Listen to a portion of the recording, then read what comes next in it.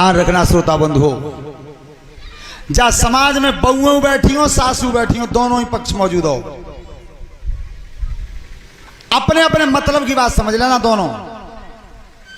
तो सीता सबसे बड़ी बहू थी, तो मोह दिखराम नहीं भई है, तो सबसे पहले केकई आई है।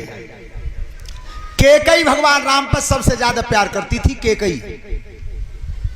तो केकई ने जब सीता का घूंघट खोल के देखा है, ध्यान रखना, भारत की नारी, भारत की बहू, अरे जाकी शोभा तो घूंघट में ही दिखाई देते हैं, ऐसे थोड़े ही। देखो एक बार सुनो बच्चे हो, ये अकेला बालक बात बहुत करते हैं, इन्हें नेक नेक पश्चात दे दो, उन्हें उठा दो, यहां से पीछे बैठा दो। एक बार एक टेलीविजन पे हमने कार्यक्रम देखा था, तो एक लड़का जा रहा था पठानी सूट पहने, काले रंग को कुर्ता, तो पठानी कुर्ता ऐसा हो तो जैसे अब लड़की पहनते हैं कुर्ता ऐसा ही हो तो बिल्कुल सेम। तो पठानी सूट पहन के जा रहा था, बस 12 इतने लंबे, 1-1 फुट के, और पीछे उकड़ रहे सब। तो सूदे सांचे कोई हमारे लक्कड़ बाबा बार पीछे जा रहे, तो उनने कही कि बहन जी ने जगह दे दो तो मैं लेकर जाऊं।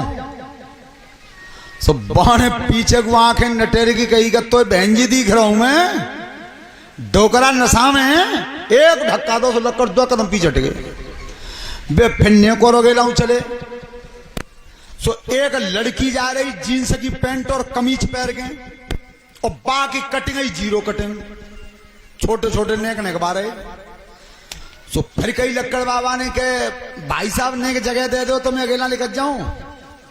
सुबह लड़की ने घूम के एक धक्का माने दो कि डोकरा तो लड़की दिख रही हूं मैं, लड़का दिख रही हूं। लक्कड़ ने की भगवान जा भारत में किनते भाई साहब कहूं और किनते बहन जी कहूं, यही समझ में ना आए। तो जितना भारत की सभ्यता गिरी है, भारत की नारी केवल साड़ी के और घूंघट के पर्दा में ही अच्छी लगती है। तो सबसे प्रथम आज सीता जी का घूंघट उठाया केकई ने, और तब कई बेटी, जहां अयोध्या में जितने भी भवन बने हुए हैं, सबसे ज्यादा सुंदर भवन सोने का मेरे पास है, और आज से मोह दिखरामनी में मैंने वो भवन तुझे दे दिया। दूसरी बार नंबर आया सुमित्रा का, सुमित्रा का। तो सुमित्रा ने जब सीता जी का घूंघट खोल के देखा, हाथ का कंकन उतार के दिया कि ले बेटी जिम मेरी तरफ से है। अब नंबर आवा सली सास को, कौशल्या को, बहू सामने और सास इतना सामने। अब सास विचार कर रही है भगवान कहा तुम हैं चौके अब जमान लो बे तो बुहारे नहीं, तो सोने को सर्व भवन सोने को दे दो, अब तातिक कमी को तो दे ना सकते, चुका सली सास है। अब घूंघट पकड़े बैठी तो पीछे देखा जल्दी हटाओ ना, एकदम देनों से दो नहीं हटाओ जो और ना देखें। तो देखो क्या कहा है कौशल्या ने सीता का घूंघट पकड़ के, और तब खोल की कही के ए बेटा सीता मैं तो तुझे पर राम ही दे, ध्यान रखना, मैंने अपना राम आज से तुझे दे दिया है। ये कह रही है कौशल्या। और नेक आज घर घर में लड़ाई है जाए सास में बहू में, तो बहू कह रही है सास ने कि डुगरिया में आदमी की कमाई खा रही है, तो भौं मार रही है।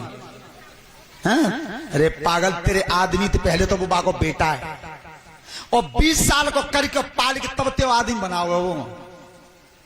तो इस शिक्षा को ग्रहण करो, बेटे पर मां का अधिकार सबसे पहले होता है। आज भगवान श्री राम, भरत, लक्ष्मण, शत्रुघ्न, इनका विवाह होकर के जब आया तो एक दिन महाराज दशरथ ने दर्पण देखा है, शीशा।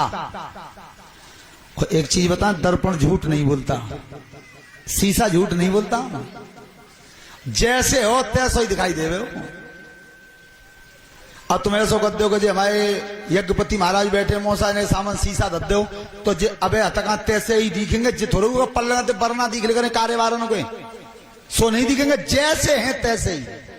लेकिन ध्यान रखना दर्पण में एक कमी है, क्या दर्पण चित्र तो दिखाता है पर चरित्र नहीं दिखाता। चित्र दिखाई देता है पर चरित्र दिखाई नहीं देता। तो महाराज दशरथ ने विचार किया है कि अब कान के पास बाल सफेद हो गए तो अब घर की थानेदारी छोड़ने को समय है, हो गया है। ये बात बिल्कुल सत्य है, ये परमानेंट चीज नहीं है। अगर सफेदाई आयल करे तो दूसरी पीढ़ी आ रही है पीछे ही तैयार, कछुबा के हाथ में सौंपो, जान दो बिल्कुल अलग।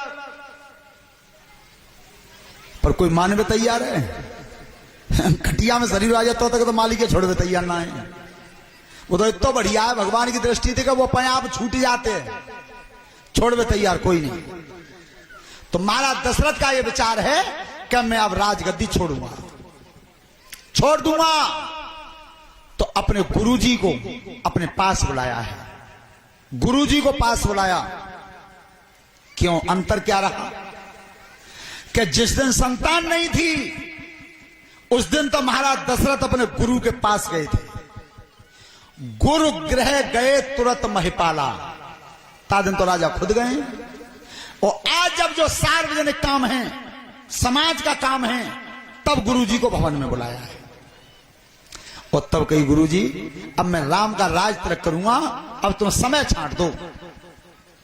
देखो गुरुजी ने कहा क्या है कि जिस समय जिस घड़ी राम के ऊपर तुम राज मुकुट रख दोगे वही सबसे श्रेष्ठ है। कोई समय नहीं छांटा।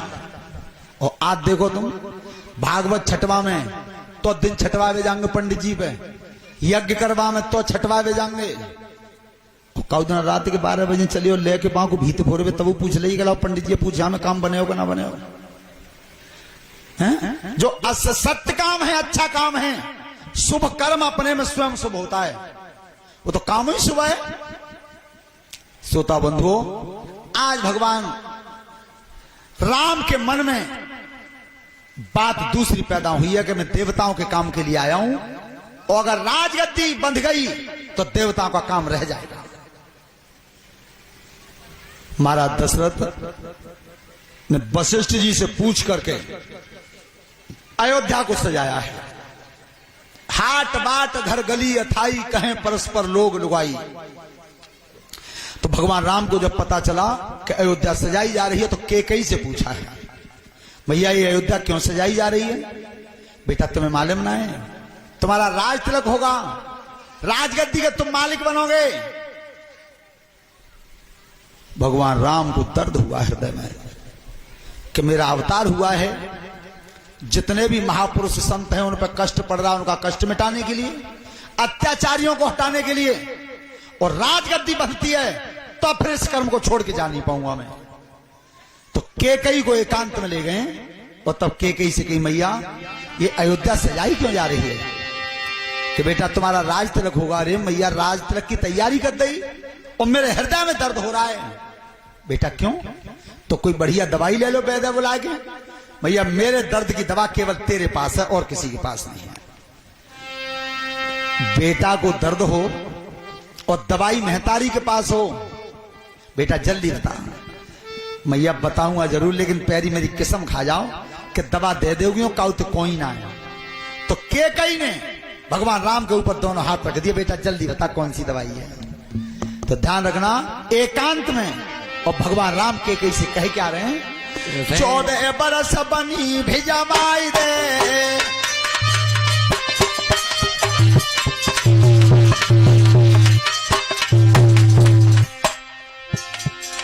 14 बरस बनी भिजवाई दे, क्या बेटा को रोग मिटाई दे।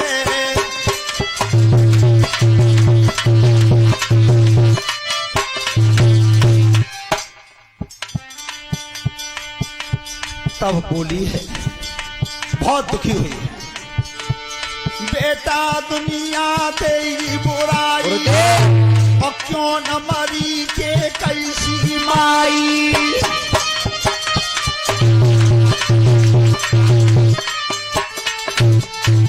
रघुनाथ देवासुर संग्राम के राजा दशरथ पर 2 वचन उधार थे कैकेयी के, 2 वचन उधार थे केवल। तो अगर कैकेयी भरत को राजगद्दी चाहती तो पहले वचन में मांग लेती है जीवन भर राम तो वन में रहे, और दूसरे वचन में मांग लेती है जीवन भर भरत राजगद्दी पर है। ये क्यों नहीं मांगा? 14 वर्ष क्यों मांगा? 14 वर्ष मांगा भगवान राम के कहने से। और 14 वर्ष का कारण क्या था? कि रावण की उम्र 14 वर्ष बाकी थी। पहली बात, ये बात जो मैं बता रहा हूं ये तुम्हारे ही गोला बाग में गेंदालाल बावन पर रामायण रखी है, उसी में आई है ये। कि 14 वर्ष तो उम्र शेष थी, 14 भवन का भार हरण करने के लिए अवतार हुआ था, और मेघनाथ को यह वरदान था कि 14 वर्ष नार नींद और भोजन इन 3 चीजों का जो त्याग करेगा वो मेघनाथ को मारेगा। तो भगवान राम ने जब केकई से कह दिया था तब केकई कोप भवन में आई हैं। ध्यान रख लेना, त्रेता युग में कोप भवन था, सतयुग में कोप भवन बनता था, लेकिन जब इस कोप भवन ने भगवान श्री राम को वनवास दिलवा दिया था, उस दिन के बाद द्वापर में किसी के घर में कोप भवन नहीं बना, किसी राजा के घर कोप भवन नहीं बना। फिर श्रोता बंधुओं, लिखा है हमारे गोस्वामी तुलसीदास जी ने, जब महाराज दशरथ को पता चला था, कोप भवन सुने कांपे राऊ,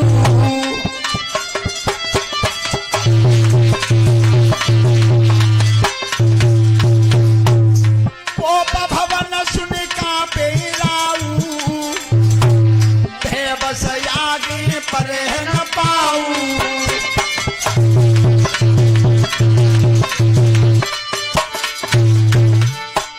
सुरपति बसे बाहुबल जाके, रहे सकल नरपति रुख ताकी।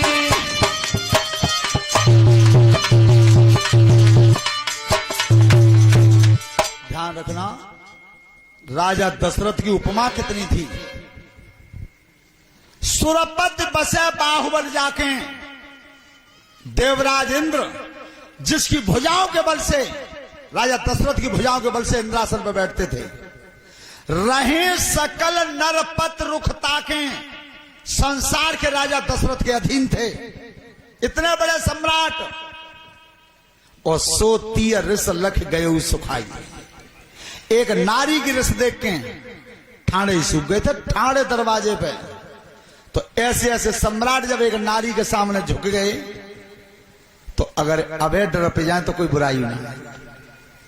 और एक बात और बता रहे हैं, आज कोई तुम जी कहे, जो हमारे पप्पू रहते हैं भाई साहब वहां अलीगढ़, इन बार कोई छाती ठोक के कहे कि हम अपनी घर बाई इतना डरपत, बिल्कुल झूठ, सफेद झूठ। अंतर कितनों है कि काऊ की चतुरा की चौखट के भीतर है, और काऊ की करंजा पे बज रही है, बस इतना अंतर है।